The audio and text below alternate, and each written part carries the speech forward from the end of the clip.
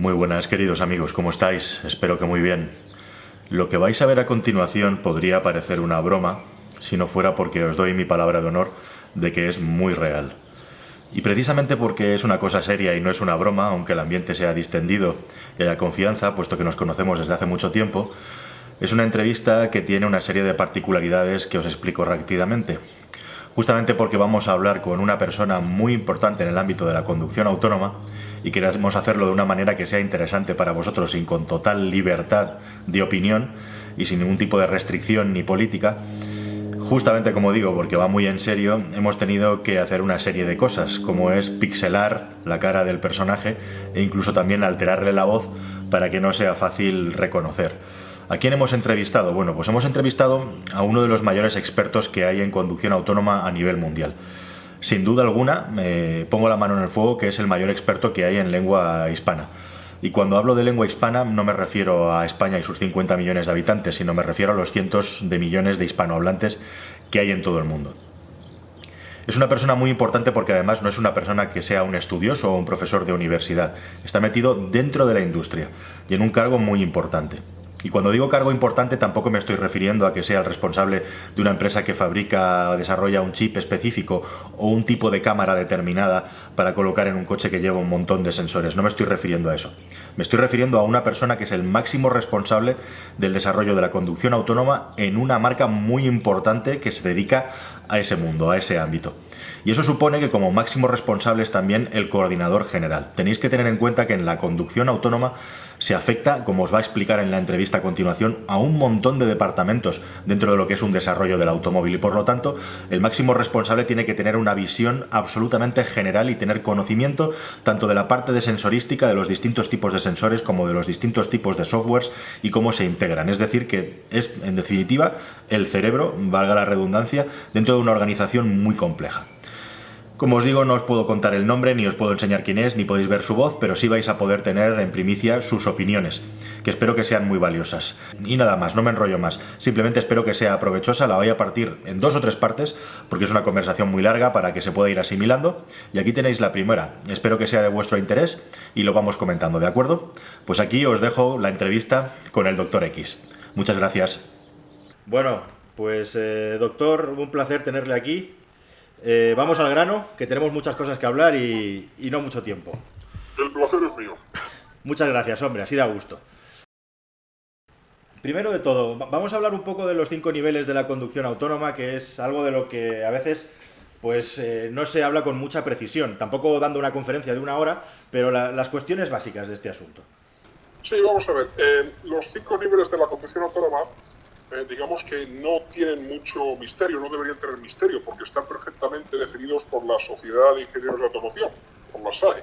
Es decir, partimos del nivel 0, que es cuando no hay asistencia a la conducción, es decir, cuando no hay apoyo de ningún tipo, y aquí se pueden encuadrar algunos sistemas que sí que ayudan al conductor de alguna manera, pero que lo ayudan de forma visual o con avisos. Por ejemplo, el sistema de detección del ángulo muerto, etcétera, etcétera. Vamos con el nivel 1. El nivel 1 es cuando el sistema, el vehículo, ayuda al conductor proporcionando una serie de automatización en un sentido de viaje, es decir, bien puede ser longitudinal o bien puede ser transversal. Ajá. Un ejemplo puede ser el sistema de control de crucero activo, que lleva al mercado desde el 98 aproximadamente. Mercedes fue uno de los primeros, conjuntamente con Lexus. Nivel 2, empezamos a complicar un poquito más las cosas. Nivel 2, automatizamos tanto la forma longitudinal del movimiento como la forma transversal.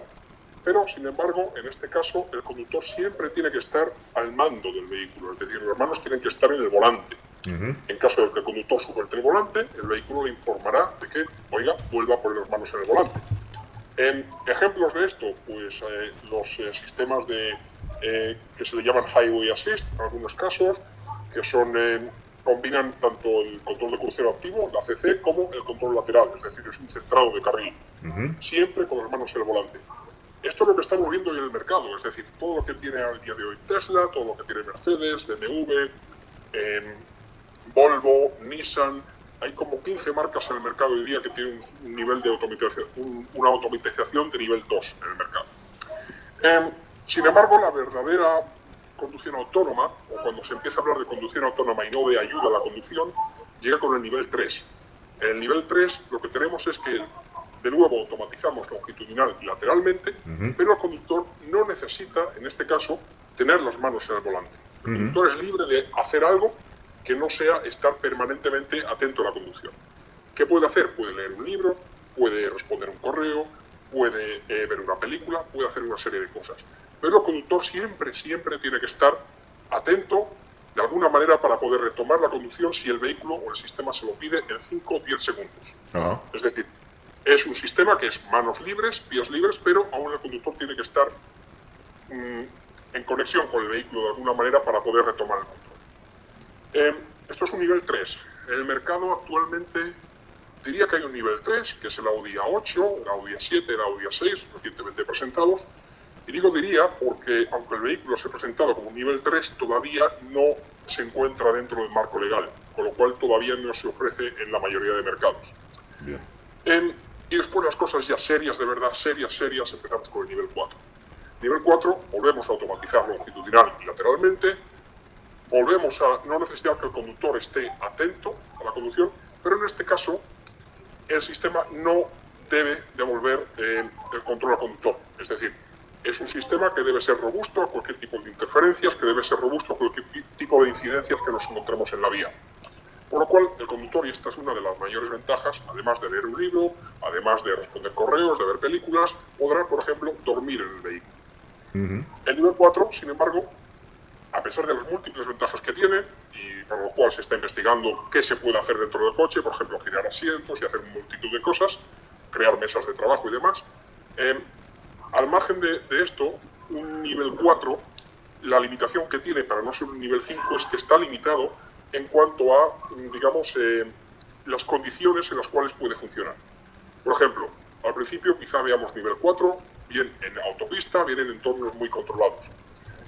Cuando un vehículo nivel 4 se aproxime al final de ese entorno controlado, sí que le pedirá al conductor de, por favor, retoma el control, pero sin embargo tendrá minutos para hacerlo, por si no el vehículo parará en una zona segura, o bien el vehículo, como ya he comentado, estacionará en una zona segura. Nivel 5, ¿qué es un nivel 5? Pues un nivel 5 es un vehículo autónomo que no necesita devolver el control al conductor bajo ninguna circunstancia y que funciona en cualquier tipo de vía, en cualquier tipo de zona y bajo cualquier tipo de condición ambiental. En un vehículo nivel 5 no es necesario tener ni volantes ni pedales. Esto es como lo define la SAE. Es decir, después podrá haber más o menos interpretaciones, gente que no entienda muy bien lo que es un sistema, lo que es otro sistema, gente que le llama conducción autónoma nivel 2, que los he visto, pero realmente conducción autónoma solo podemos hablar a partir de un nivel 3, y es una conducción autónoma de forma parcial. Conducción autónoma de verdad, es decir, altamente automatizada, es un nivel 4 y de ahí para arriba. Perfecto, pues creo que queda bastante claro. Y esto choca directamente y de frente con esa percepción de que nos están vendiendo de que la conducción autónoma, como aquel que dice, está a la vuelta de la esquina o pasado mañana. Por un lado, como usted dice, hay gente que está vendiendo que su vehículo tiene conducción autónoma cuando no es así. Y por otro lado, hace unos días leía incluso quien hablaba de que en el año 2020 iba a haber 10 millones de coches circulando con conducción autónoma. Pero si queda año y medio, ¿va a haber magia de aquí a 2020 o cómo es eso? Sí, vendrá un mago y automáticamente convertirá 10 millones de coches en vehículos autónomos. La respuesta es no. Es decir, si alguien ha comentado que habrá 10 millones de vehículos de conducción autónoma en 2020, yo le pediría que se informe un poco mejor porque la respuesta es no. Y que se informe un poco mejor de lo que es la conducción autónoma y de lo que representa la conducción autónoma de verdad. Digámoslo de una manera, a día de hoy he comentado que solo hay un vehículo en el mercado que sea un nivel 3 y no está en el mercado todavía. Y no hay normativa todavía, no hay normativa no hay normativa para nivel 3 a día de hoy, para nivel 4, para nivel 5 todavía tampoco la hay. Se está trabajando para conseguir una normativa para nivel 3, pero todavía no se puede, en principio, vender un vehículo nivel 3 en Europa, en Estados Unidos, o en Japón o en China. Sí que se podrá conseguir algo de forma como homologación individual, como creo que Audi lo está intentando hacer. En este sentido, 10 millones en 2020. Me recuerdo un poco al ministro Sebastián cuando hablaba de 1 millón de vehículos eléctricos en 2014. Pero la respuesta es no.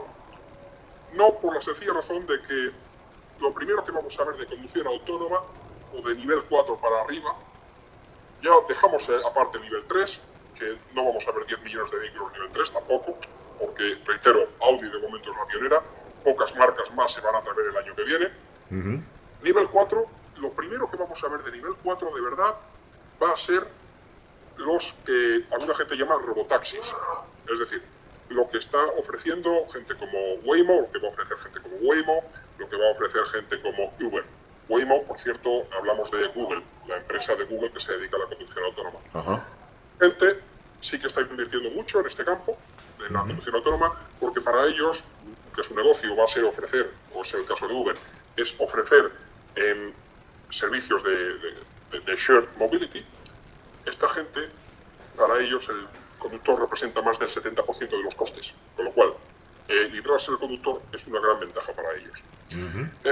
Entonces, en este sentido, quizá lo primero que veamos es este tipo de conducción autónoma, pero desde luego esta gente está pensando de momento en una zona muy específica, lo que se le suele llamar una zona geofenced, es decir, como una especie de valla alrededor de la cual no podrán salir con conducción autónoma, con este tipo de vehículos. Y hablamos de cifras que hablan de miles de vehículos, en el mejor de los casos, es decir, 10 millones no. En cuanto al siguiente paso, que es la conducción autónoma a nivel 4, por ejemplo, para lo que se suele llamar la posesión del vehículo, la posesión privada del vehículo, esto va a llegar más tarde. Y va a llegar más tarde por una razón de costes. Es decir, mientras Google y Uber sí que se pueden permitir gastarse dinero en un láser específico, en un radar específico, que en muchos casos todavía es prototipo, y una plataforma de procesado que es también prototipo, un consumidor normal no se puede gastar lo que se gasta, pongamos 30, 40 mil dólares que puede costar un LiDAR de los que se utilizan en estos vehículos. ¿Cuándo llegará este tipo de conducción autónoma? Pues hay multitud de cifras, poco a poco se van concretando. He visto gente, los más atrevidos, que hablan de 2020, yo personalmente lo pongo en duda. Sí que veo 2021, 2022 como las primeras fechas en las cuales podremos ver algo muy específico, de momento muy limitado, de nivel 4. Como resumen, yo podría decir que la conducción autónoma no es ni algo que ya tenemos aquí, porque no lo tenemos, no está funcionando, no es algo que vayamos a tener mañana, no es algo que vayamos a tener de forma masiva en 2020, pero tampoco es el otro extremo que se da muchos, que es esto no va a pasar nunca, porque sí, va a acabar pasando. Y va a acabar pasando en los próximos, pongamos 5, desde luego en los próximos 5 años, próximos 10 años, para que se vaya masificando un poco más. Porque, por supuesto, lo que podemos esperar es que al principio el coste de un nivel 4 va a ser muy alto, por la cantidad de sensores y por la cantidad de procesado que es necesario en ese tipo de vehículos. Bien. Una pregunta al hilo de esto, doctor, ya le iba a llamar por su nombre. Ha explicado una cosa muy interesante que no se cuenta mucho y que me da pie a hacerle dos preguntas en una, muy fáciles porque están muy relacionadas. Por un lado, estamos hablando de que lo primero que vamos a tener de conducción autónoma son los taxis autónomos, que son distintos de los coches autónomos que van a comprar las personas. Es decir, los vehículos autónomos de Share Mobility, como se le llama generalizadamente en anglosajón, son distintos y tecnológicamente son diferentes porque los retos son diferentes del coche privado autónomo, ¿no? Quería que me explicara de una manera más o menos breve las diferencias principales y si va a ser esto también, que quizá puede ser el principio de la pregunta, un hecho que haga que la normativa para taxis autónomos va a tener que estar hecha antes que la normativa para vehículos privados, o van las cosas juntas.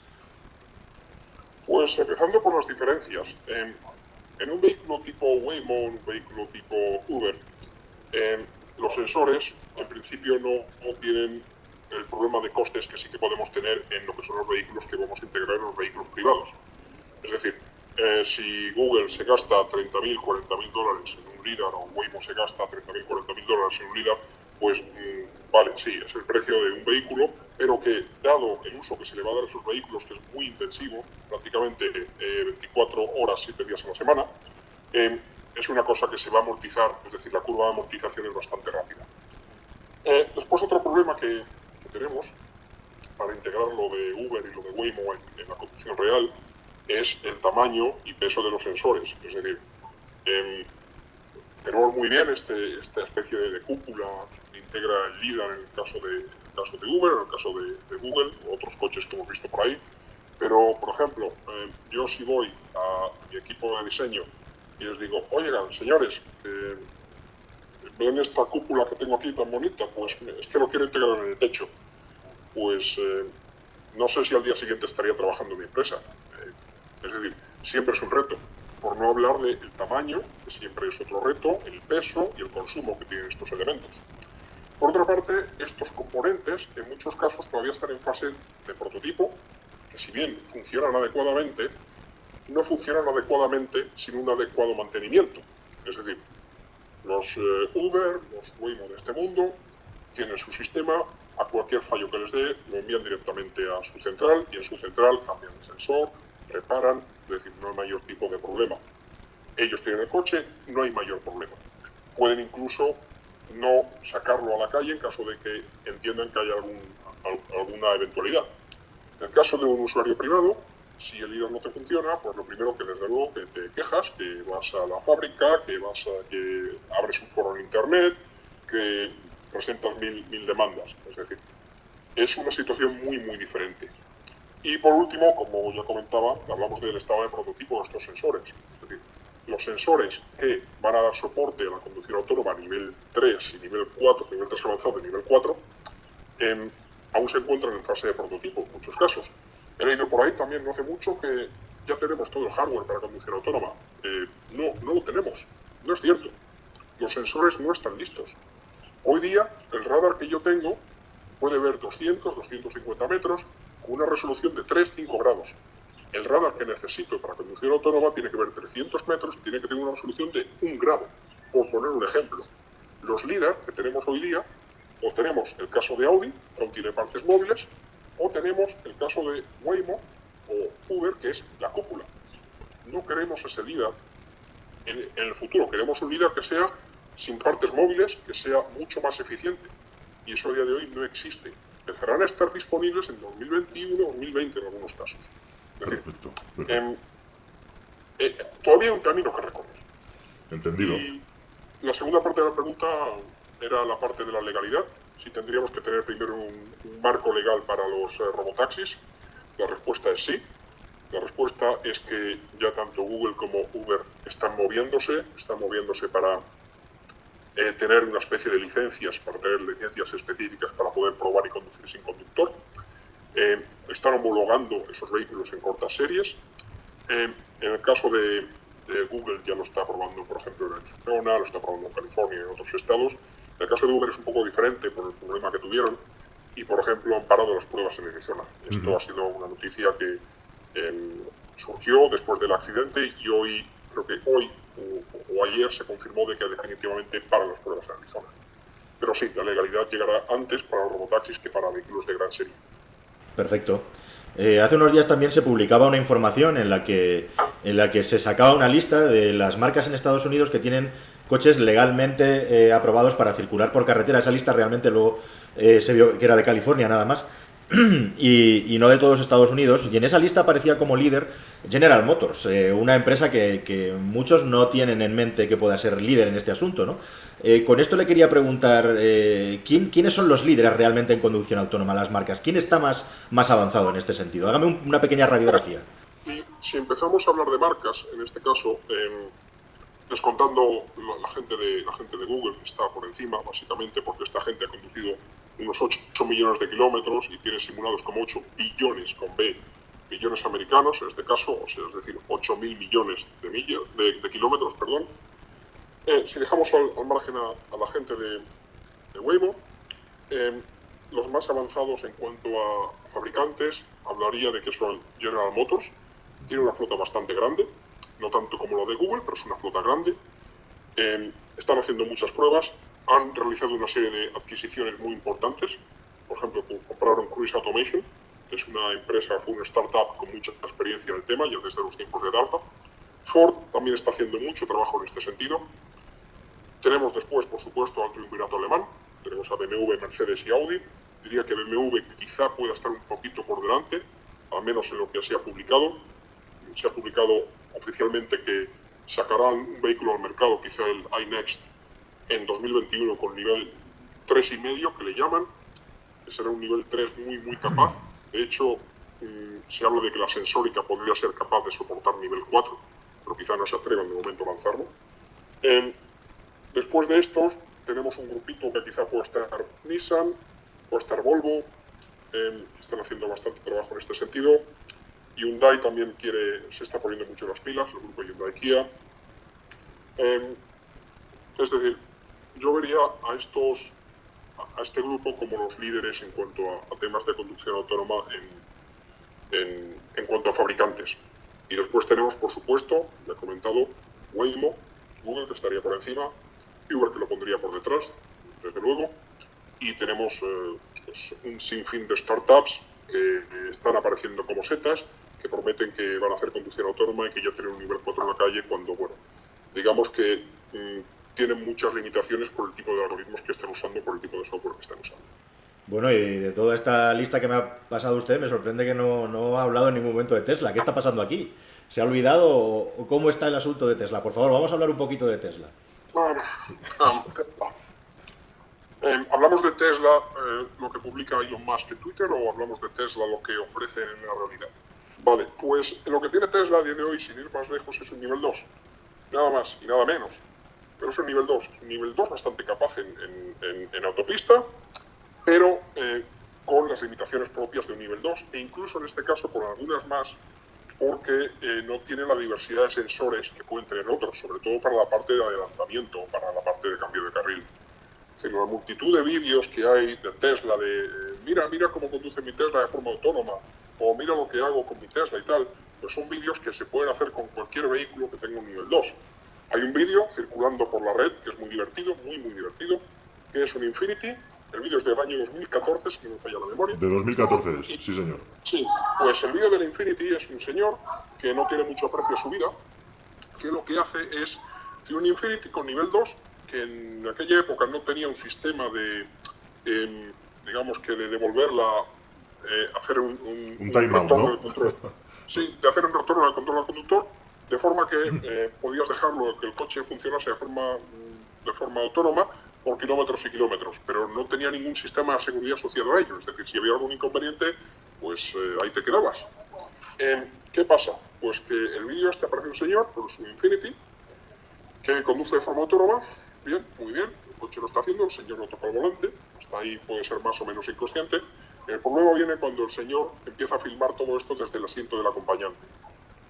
Es decir, bien por él, premio Darwin si hubiese pasado algo.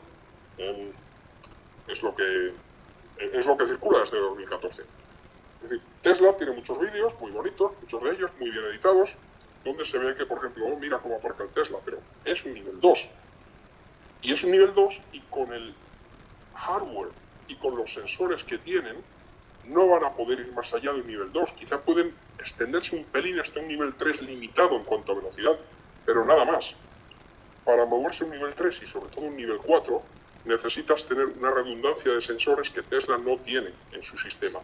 Esto que dicen de que ya tenemos el hardware para la conducción totalmente automatizada es simplemente falso. Elon Musk comenta que no necesitan un LiDAR. Es totalmente falso. Sí que se necesita un LiDAR para la conducción autónoma. Esto es fuerte, ¿eh? Es lo que está luciendo usted fuerte.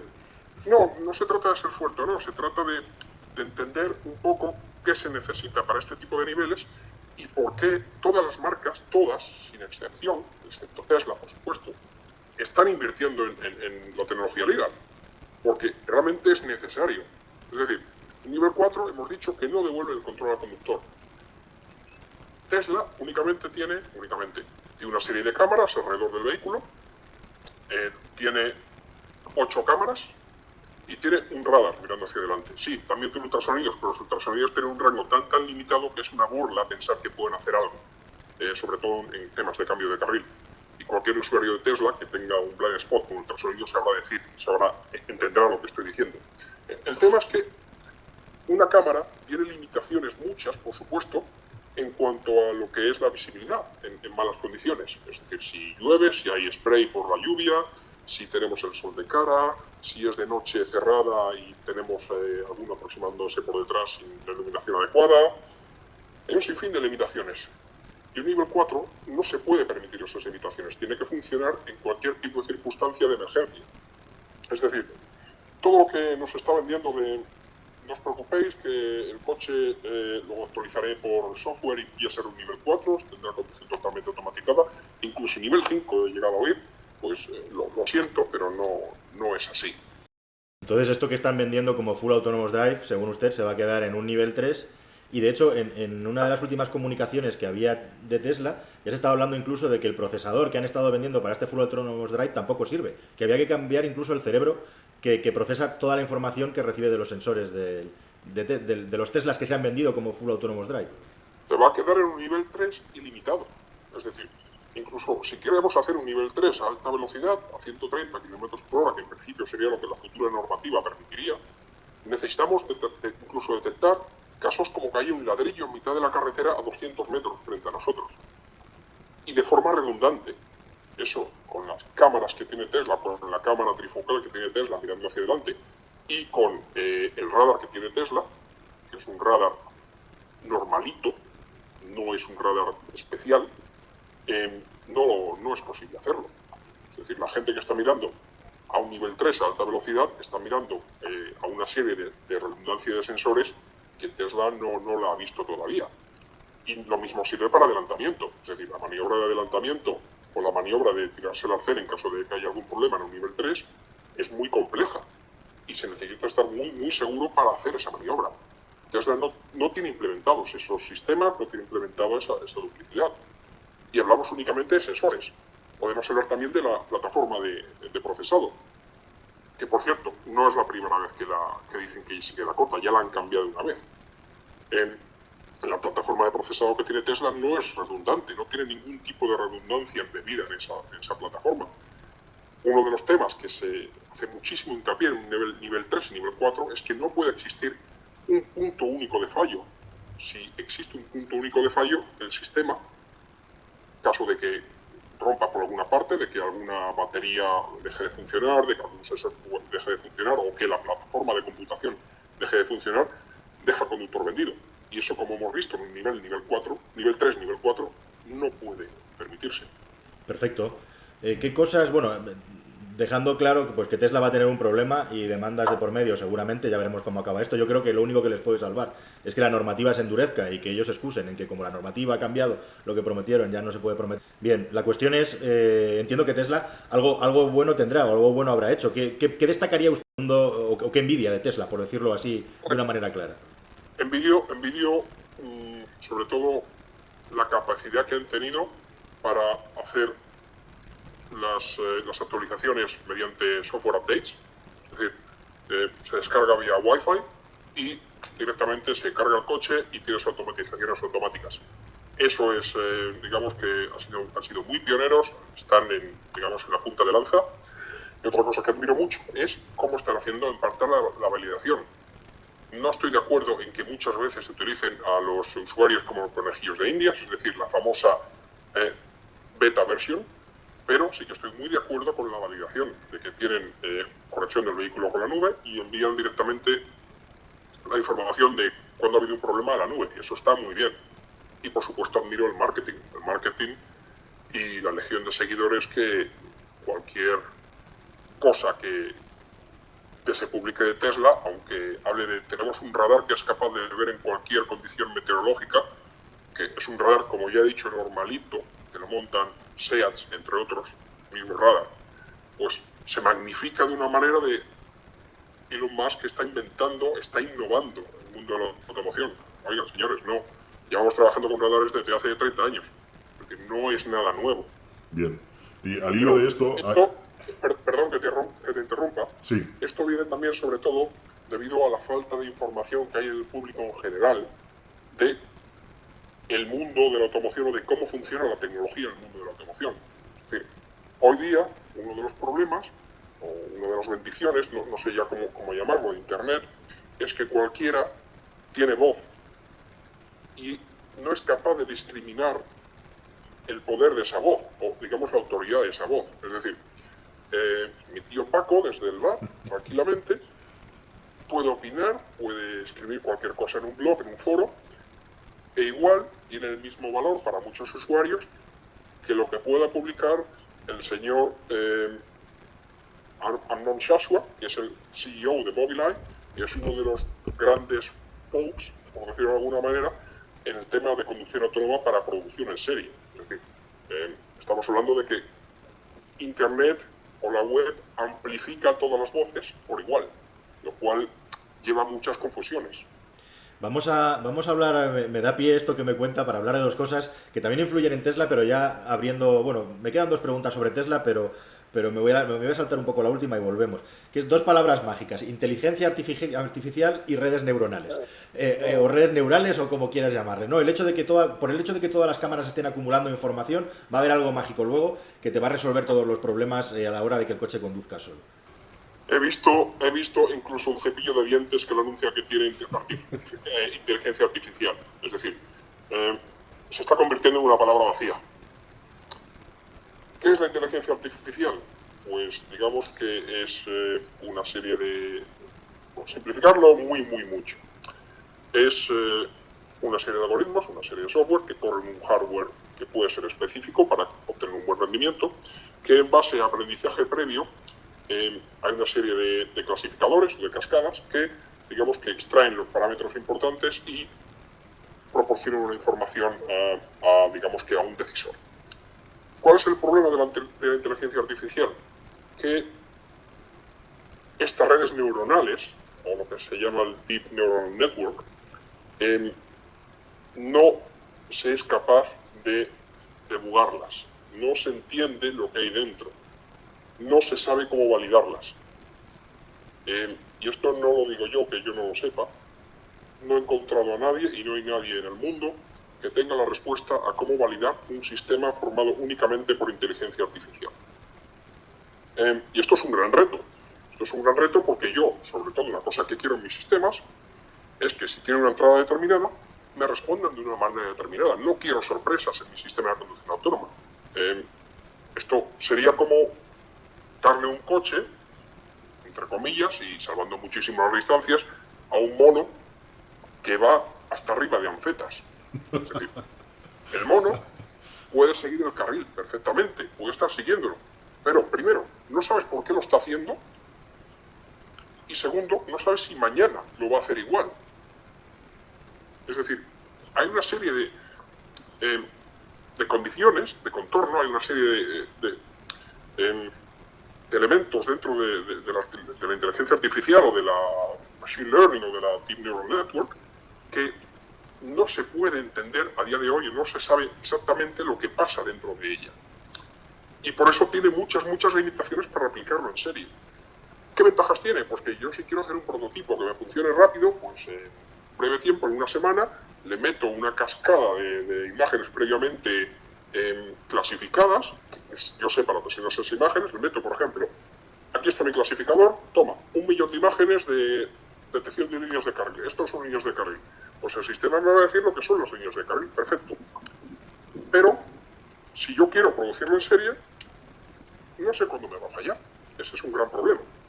Por lo tanto, la aproximación que se está teniendo es aplicar inteligencia artificial en una serie de elementos muy concretos de lo que es los bloques de software de la conducción autónoma. Por ejemplo, clasificación de objetos.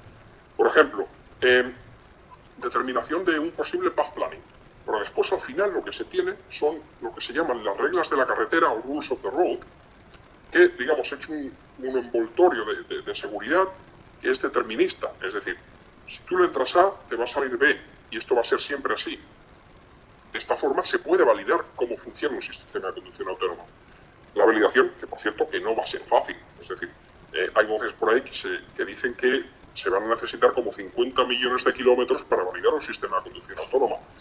Por eso la simulación va a tener un peso muy importante en el futuro. Perfecto.